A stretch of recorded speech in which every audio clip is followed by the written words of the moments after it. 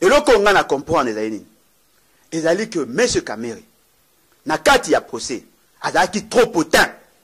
Le lendo, mapeka. Quand mapeka va nekoloba, je ne suis pas n'importe quel directeur à cabinet.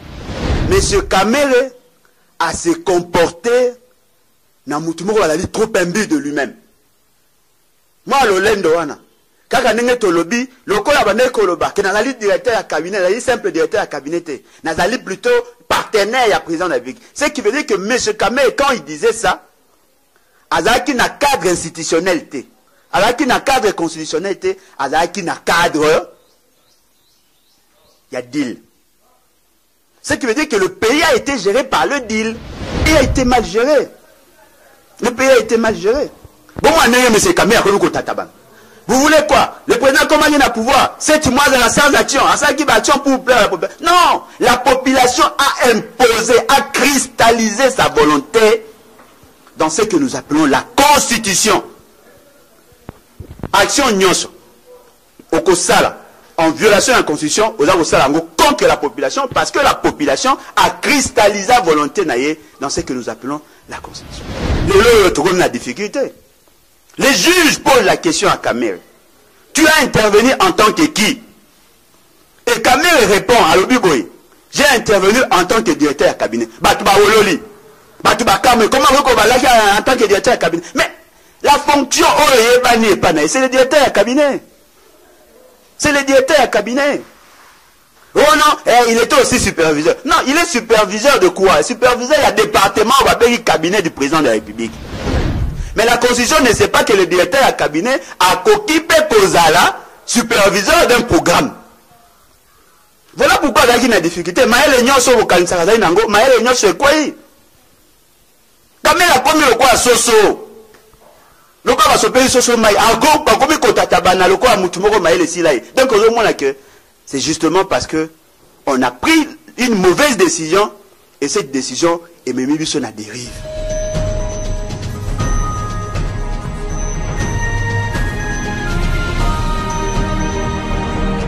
Bande Konangai, Bana Congo, Mbote Nabino. Na sepeli vraiment, Nandenge, Nazali, le sous liboso Nabino. Tomoni ba commentaire par rapport à la vidéo, tout ça qui liboso. To jupe ba appel Nabino. Tomoni que ba sujet, to zaï ko développer, et zaï ko intéresser Bino. Yango lelo, to zongi li susu.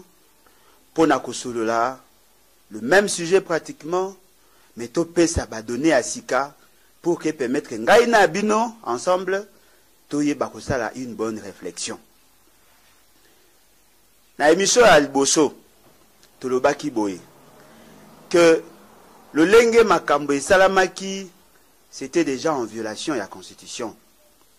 To démontra qui, sur base, il y a des chiffres, sur base, il y a des dispositions constitutionnelles. La responsabilité, il y a M. Félix Tshisekedi, Nao Nyonso et Salamaki. Tolobaki Pete, le plus grand problème n'a pas commencé dans la mise en œuvre, mais plutôt dans le niveau, il y a conception, il y a élaboration, il y a programme.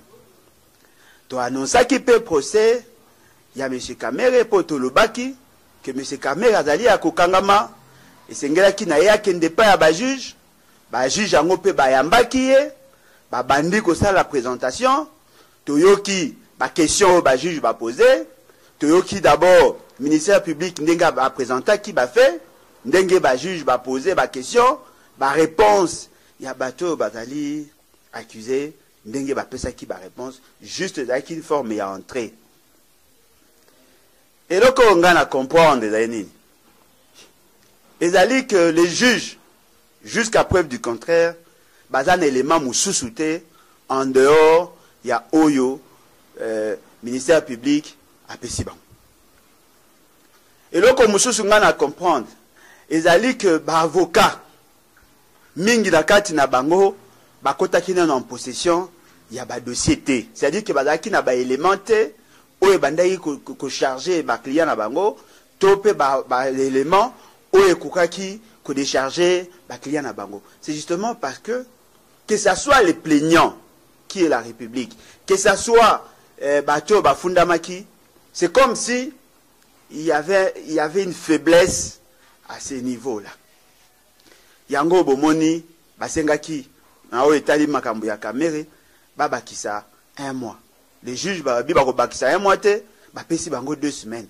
Parce qu'ils ont une pièce ébélée, où ils ont batala, pour que le jugement est équitable, d'après le terme, au Bango Balobi.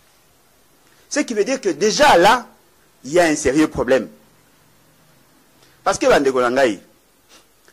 Kamere, nous expliqué par rapport à programme il y a 100 jours, par rapport à la violation intentionnelle, il y a M. Félix Tshisekedi, il y a constitution, par rapport à la package, au Bachaki, par rapport à l'implication dans Yango, par rapport à fonctionnement à l'État, et surtout par rapport à budget national.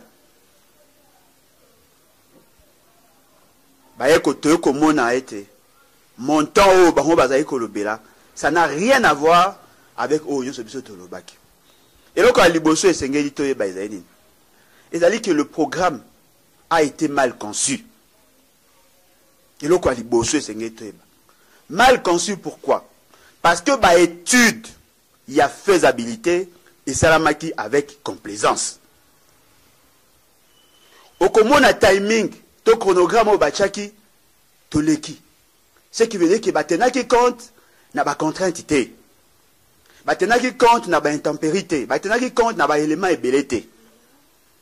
Au common, le coût, ils ont qui respecté. Au common, il y a eu plus d'argent que ce qui a été repris dans le fameux programme. Au common, l'articulation à l'action. Et Salamaki de manière éparse. C'est justement parce que Salaki a bien été. Au common, même la présentation à bas tableau. Ils allaient varier selon les secteurs. Ce qui veut dire que Salaki copier-coller. Et en réalité, quand on fait un travail, et l'autre c'est d'abord la forme. La présentation à bas tableau, l'intitulé à bas tableau, au common, comment ça va calcul, pour qu'à la fin, on a une forme et une cohérence en termes de chiffres. Il faut malheureusement dans ces programmes-là, beaucoup de monde a tableau synthèse avec 488 millions, mais il y a un autre 180 millions de dollars qui n'a pas été intégré dans le tableau synthèse. Ce qui veut dire quoi? Ce qui veut dire que dans la conception, il y avait déjà intention de nuire. C'est ça qui pèse sur le fait que, au regard de l'article 91 de la Constitution, mais Félix Tshisekedi n'avait pas compétence. Il y a qu'à élaborer un programme, il y a qu'à passer à un et connaissance pour que exécuter. Et en fin de compte, le problème, tant qu'on bimi dans le cadre institutionnel et constitutionnellement établi, le contrôle est commis très difficile. C'est ça qui sur un autre fait.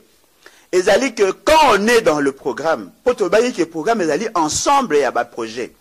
Quand on est dans le programme, et l'autre est vrai, c'est que le plan de décaissement doit répondre à des exigences techniques. Oui, ça, on a une étude de faisabilité. Et puis, il y a plan il y a des décaissement. Au commun, déjà, le plan de contrôle, il y a un plan de décaissement pour que chaque phase est à la suivi. Et à partir, il y a contrôle. À partir, il y a monitoring. À partir, il y a suivi. Comment corriger? Il y a un projet, ça a phase pour permettre à ce que ceux qui va corriger. À partir de là, vous allez amoindrir les risques, il y a échec. Au programme, on a tout à Koloba. Et ça a mis le 17 mars. M. Félix Tshisekedi a présenté un go devant les parlementaires debout. Na limité na se bandité. Déjà, wana, et la qui sait que l'autre est allé sérieux. Bengaki, premier ministre Otobengi Chibala. Na quelques membres du gouvernement. Bino nyonso boyebi nenge ba wolola kaye na place wana. Ce qui veut dire que yé a salaki figuration. Bango balobi ke zali programme à président, ba komi ko humilier bango et M. Félix Tshisekedi étant ce qu'il est, il s'est laissé emporter à benyango le peuple d'abord. Tant que comme on a une nouvelle exécution, de konanga eboyoka organisation. D'après M. Kamere, en dehors il y a une entreprise. Sur le plan, il y a mise en œuvre. C'est-à-dire que l'organisation, par rapport à un plan opérationnel, va créer une coordination. Dans le cas de la coordination, bache ba mise et connaissance, ba militant ya cash. C'est-à-dire bozu IDPS, bozu na INC. Bango nde basalaki na niveau ya coordination. Na niveau ya on ba bengaki comité de supervision ou cellule à supervision, bache ba institution. Et si quand on a bien, peut la vidéo na bien à poser, beaucoup comprendre le quoi. Na kati a suivi, bache ba institution. Quelle institution? L'institution gouvernement, représentée par le ministre de la Finance, na ministre du Budget. L'institution Banque Centrale, représentée par les gouverneurs, il y a Banque Centrale. L'institution Président de la République, représentée par Kamere, par chargé de mission, Bangonde Bazalaki, ambassadeur itinérant, Bangonde Bazalaki, Nakatia, supervision. Ce qui veut dire que dans le niveau de la supervision, on n'avait pas affaire à des individus. On avait affaire à autre institution. Ce qui veut dire qu'il y avait le gouvernement, il y avait la Banque centrale et il y avait le président de la République. Et là, on a Salamini. Tango, tu vas commis comme il est là. Même biso, na ba programme na bango prophétique parce que prophétie en tilelo et koki samite. Car ne ba lo bare pas na biso ba chrétien, Jésus revient bientôt. Programme wana tilelo depuis banda tilelo et silité. Aucun objectif atteint. Bazu, bafundi, ba entreprise, ba porter bango plainte. Tango ba porter plainte na ba entreprise. Et là ko boko remarquer za nini. Ba kangi, ba DG. Bakangi, le chef d'entreprise, c'est-à-dire le promoteur de l'entreprise. Tango Bakangi Bango, alors qu'à côté, Badaki peut avoir membre du comité de gestion na Bango. Mais on n'a pas tenu compte de ça parce que Batali, le chef, il y a institution.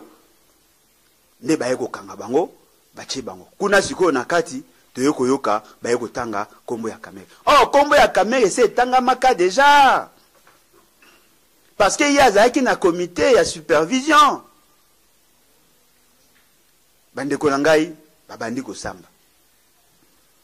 Le loyo, ba juge, ba renvoyer, question wana, na 24, une semaine, 2 semaines, pour que permettre, ba avocat, ya ba parti, ba fundaki, ba ye ba comment, kukota en possession, ya ba pièce. Et le Congo na zomona esalini, toute la population congolaise, a sepeli, na ndenge bakangi, Kamere. Batu nyonso bazali koloba to komina état de droit. Mais loko batu bazali kobosa na ezali. État de droit ne veut pas dire arrêter quelqu'un.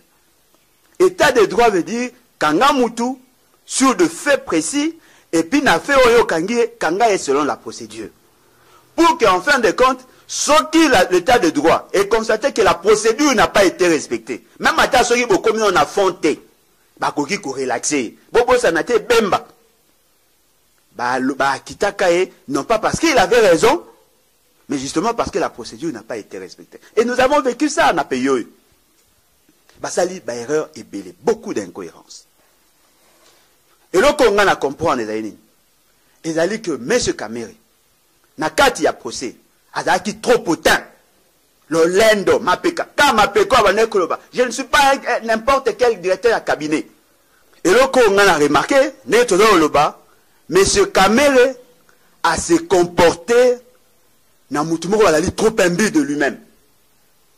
Moi, le lendo wana, kaka nenge tolobi, lokola bane koloba, ke nazali directeur à cabinet, nazali simple directeur à cabinet, nazali plutôt partenaire à président de la République. Ce qui veut dire que M. Kamere, quand il disait ça, azalaki na cadre institutionnel, azalaki na cadre constitutionnel, azalaki na cadre, il y a deal. Ce qui veut dire que le pays a été géré par le deal. Mboke tambolaki na constitution te. Mboke tambolaki d'après deal na bango. Or, la constitution, dans ses dispositions pertinentes, prévoyait déjà mécanisme et contrôle. Naka a mise en œuvre, il y a un programme de gouvernance. Et le quoi liboso les alinines. Pour que le marché ait les cas, il faut passer d'abord dans le ministère. Le ministère a tamisé, à partir du secrétariat général naye, à combien à niveau du ministère et à niveau du cabinet, à sali moi ta misage naye, et qui a service d'aller charger à passation à marché, batali conformité na loi, ba pesi aval na bango, ba zui yango, ba memi yango siko na ministère à budget pour que ba yeba kotia yango na kati ya programme. Et à partir ya wana, c'est que la chaîne de la dépense, na souka, le ministre de la Finance a coupé sa ordre na gouverneur et la banque pour que ba décaisser l'argent. Là maintenant, à chaque niveau, il y a un mécanisme de contrôle. Et le plus grand mécanisme de contrôle, c'est le Parlement. Parce que le gouvernement et tous les ministres dépendent du Parlement. Le Parlement sait comment, il y a là, comment il y a ça, c'est que,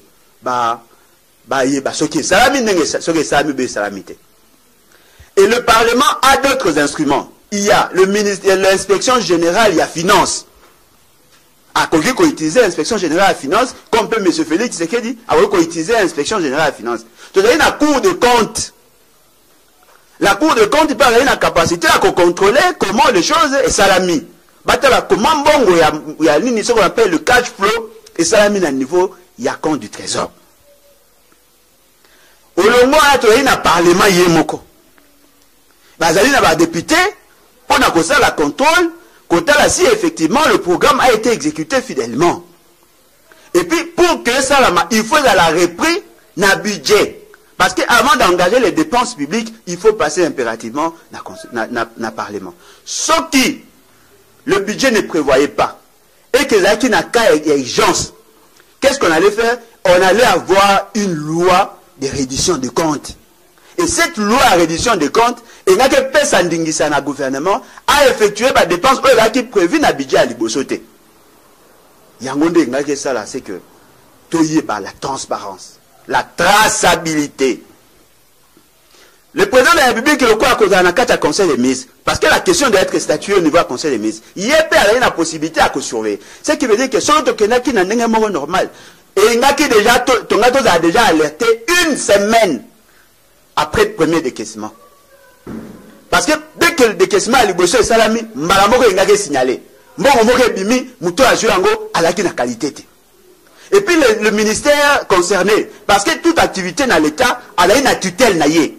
Et tutelle, il y a des travaux publics, et il y a tout un ministère chargé dans le domaine technique.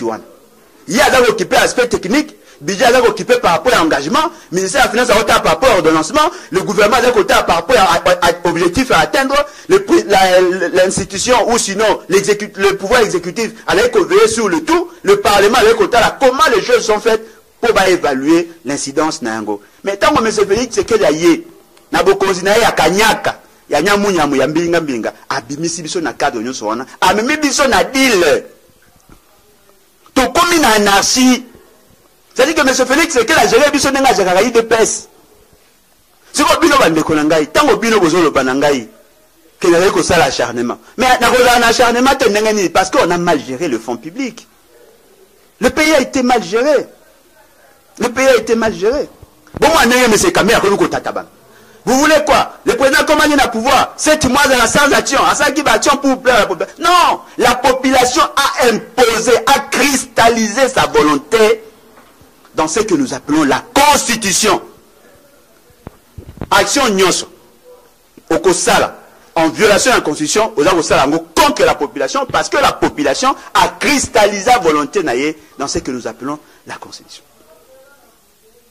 Le trouve la difficulté. Les juges posent la question à Kamere.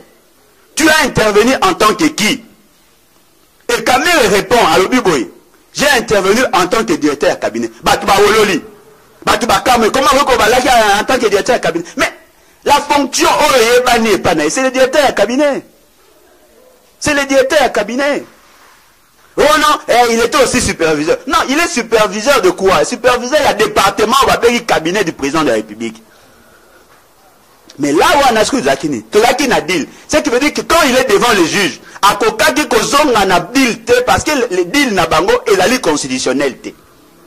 Et bon, on a la constitution, on a dit directeur de cabinet. Parce que ce qui est vrai, la constitution reconnaît qu'il y a un directeur de cabinet qui n'est justement qu'un assistant, il y a président de la République.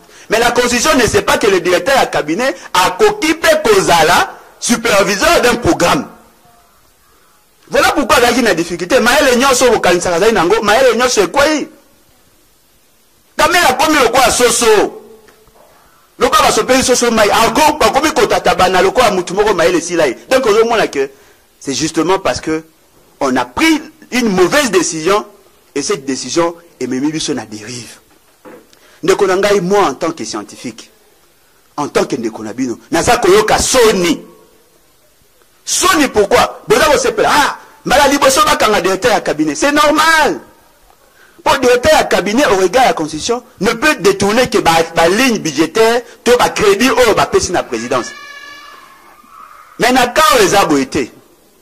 Nakao toyobeta masolo nini. Tobeta masolo, un directeur à cabinet au nom du président Naye a détourné l'argent de la République. Ce qu'on y a banque centrale pas comment qui en contact n'engeni. Sauf que M. Félix Tshisekedi a chaka comité de supervision en athée. Bandekolanga to fungola boule. To fungola boule. To réfléchir le quoi batata ba maman bande côté. Yango avec koloba bino. Le quoi M. Félix Tshisekedi azali na pouvoir supra constitutionnel te. Le code a continué à délimiter la constitution. Et le quoi moindre des choses à faire, c'est quoi? Bino nyonso boye bake, il faut to kanga M. Félix Tshisekedi akota na boloko. Soki akoti na boloko. Miyibi nyonso ba yibaka na karabako banga.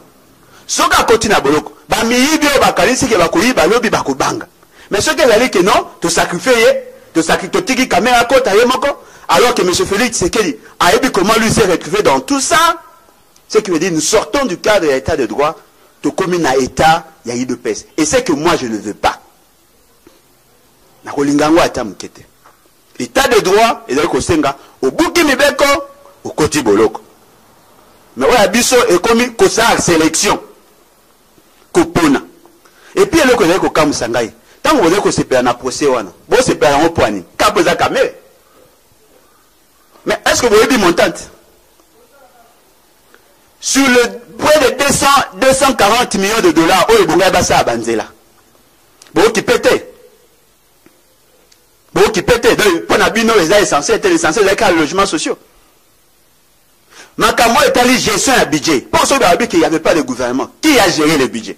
C'est-à-dire que la présidente de la République a exécuté le budget 2019.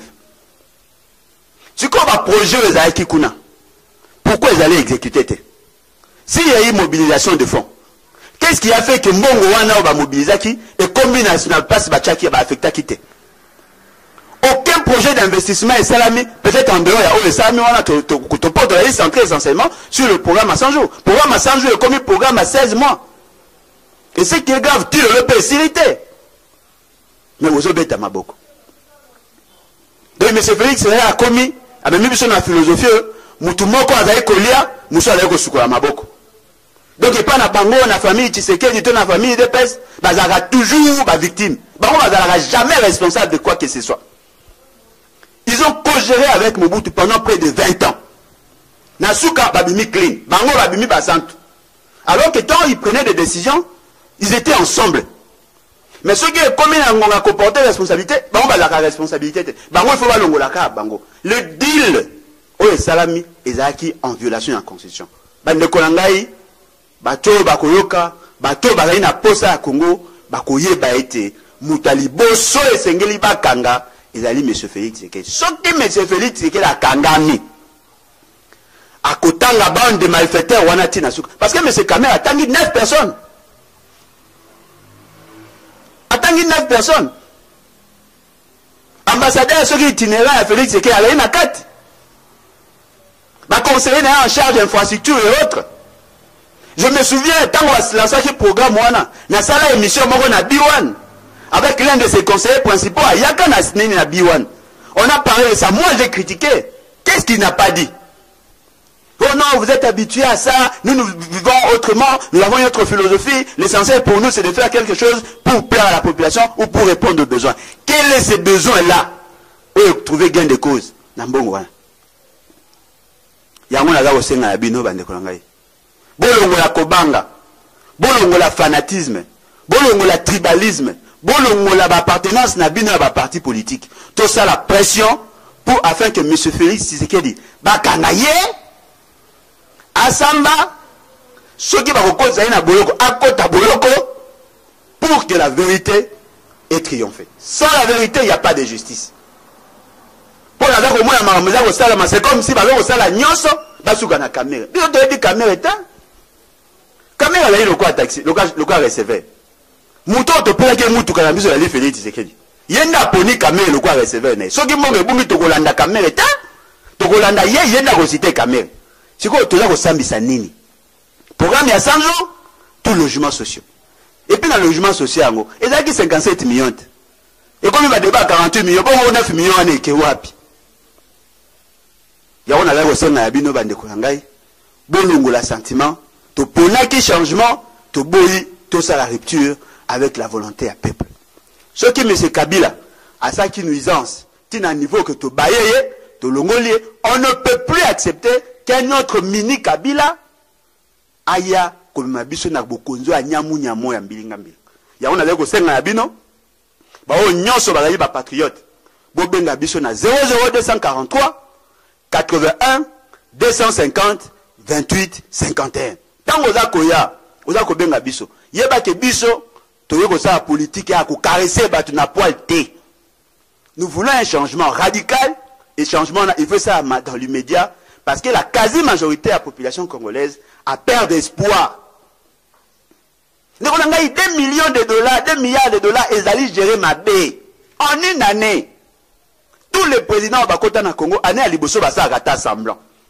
Attention, il y a un molimo à Koyiba, mais ça a semblant pour séduire. Mon frère Pango, à côté lundi, mardi à l'Inga comme riche. Bon, on peut ça passer na bino ba bijoux, bon, tu as un YouTube, nangongo qui va bijoux, on a un bongo, on a biso. Bokomi ko kabola ngona ba famille na bino o musha komi ko mesurer taille ya mwana na ye na mbongo na biso. Et puis na suka bo sa so ba procès à aventure. Ndeko na ngai, l'article 63 et le Bible. Nous avons l'obligation ya ko défendre ba intérêt ya mboka. Mutu nyonso akoza bokonzi na ndenge ya kanyaka, na ndenge ya mabe, pe ya ko gérer ngona ndenge ya kanza. Isenge biso so tout telemela. Ça c'est l'article 64. Oh, nous sommes des patriotes. Et si quand nous allons tellement, il faut exiger l'arrestation à M. Félix Tshisekedi, ce qui a Kosamba et qui va quitter, tant mieux. Mais ce qui a Sambité, il a dit que Kabila n'est pas parti, il a dit que les Congolais ne se pèlent jamais. Et là, nous risquons d'être des complices naïfs.